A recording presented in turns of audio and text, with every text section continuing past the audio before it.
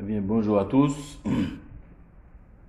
Nous voici pour la résolution d'un autre problème. Il s'agit du deuxième exemple dans la série d'exercices que nous avons à voir. On va lire ensemble. En plongeant dans l'eau un morceau de bois de masse 0,7 kg, il déplace 500 cm3 d'eau. Gravité 10 N par kg. Question: quelle est la valeur de la poussée d'Archimède qui agit sur ce corps-là? Donc on a un corps, c'est du bois. Nous savons que sa masse est de 0,7 kg et il déplace 500 cm3 d'eau. On demande de trouver la valeur de la poussée d'Archimède qui agira sur ce corps, c'est-à-dire quelle est l'intensité de la force qui agira sur ce morceau de bois.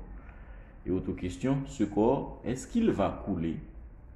Est-ce qu'il va aller à la surface? Ou bien est-ce qu'il va rester en équilibre? Un petit rappel s'impose. Nous avons plusieurs cas.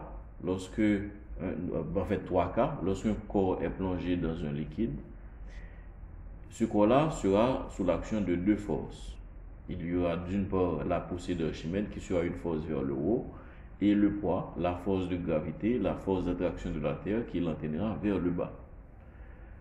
Eh bien, en fonction de la différence qu'il y a entre ces poids, le corps va se comporter d'une manière. Si le poids est supérieur à la poussée d'Archimède, à ce moment-là, le corps, il va couler. Il ira au fond parce que le poids est supérieur. Si maintenant le poids est inférieur, c'est-à-dire que la poussée d'Archimède est supérieure au poids, eh bien, le corps aura tendance à remonter à la surface pour aller flotter. Il remonte à la surface.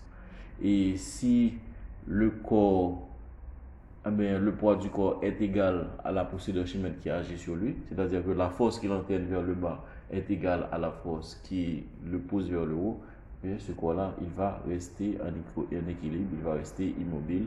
Donc, on va dire qu'il va flotter en équilibre. Bien.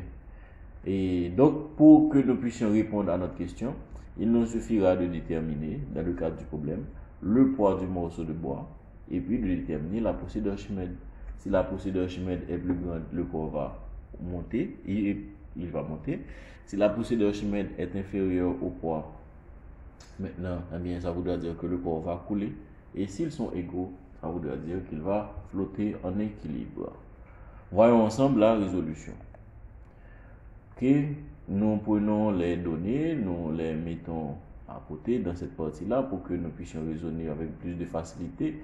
La masse est de 0,7 kg, le volume d'eau déplacé sera égal à 500 cm3 d'eau. Eh bien, la gravité 10 N par kg. On cherche la poussée et on cherche la position.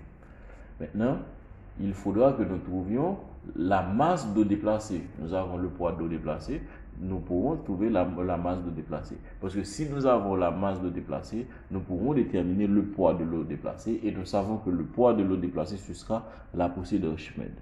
Et ensuite, nous chercherons le poids. Je reprends. On a le volume d'eau déplacée à cause des relations que nous avions apprises. Eh bien, si on a le volume d'eau déplacée, on pourra trouver la masse d'eau déplacée. La masse d'eau déplacée nous permettra de trouver le poids d'eau déplacée. Et le poids d'eau déplacée correspondra à la poussée d'Archimède. Eh bien, trouvons la masse d'eau déplacée rapidement. Nous nous rappelons de la relation. 1 cm3 d'eau correspond à 1 g d'eau. Bien, si nous avons 500 cm3 d'eau, ça voudra dire que nous avons 500 g d'eau, ce qui correspondra à 0,5 kg. Bien. Et ça, il n'y a pas de problème là-dessus. Je ne pense pas qu'il peut y avoir des difficultés à comprendre. Ensuite, calculons le poids de l'eau déplacée. Eh bien, toujours la vieille formule que nous avons. Le poids, c'est le produit de la masse et de la gravité. Donc, pour trouver le poids de l'eau, il y avait 0,5 kg de déplacé. Là, remarquez qu'on a pris le soin de convertir les 500 g à 0,5 kg parce que la gravité est exprimée en newton par kilogramme. Poids égale masse par gravité, on aura le poids qui est égal au produit de 0,5 kg par 10 N par kg, ce qui fait que le poids de l'eau déplacée serait de 5 N. Nous poursuivons. On a trouvé le poids de l'eau déplacée. Nous savons que le poids de l'eau déplacée, c'est la poussée d'Archimède. Donc, calculons la poussée d'Archimède. Eh bien, la poussée d'Archimède est tout simplement égale au poids d'eau déplacé, ce qui fait que la poussée d'Archimède est de 5 newtons. Maintenant, rappelez-vous, qu'est-ce qu'on veut savoir? On veut savoir comment l'objet va se comporter. Est-ce qu'il va couler? Est-ce qu'il va remonter à la surface? Est-ce qu'il va rester en équilibre? Il coulera si le poids est supérieur à la poussée. Il va remonter à la surface si la poussée est supérieure au poids. Donc, il est important que nous ayons le poids. Calculons le poids réel de l'objet. Le poids de l'objet, c'est le produit de la masse et de la pesanteur. Cette fois, on ne cherche pas le poids du liquide déplacé, mais on cherche le poids du bois, le poids de l'objet. Et nous savions la masse de l'objet. Nous avons la masse de l'objet. C'est très important de ne pas confondre le poids du liquide avec le poids de l'objet qui est plongé. Donc, c'est le bois qui est plongé, sa masse est de 0,7 kg.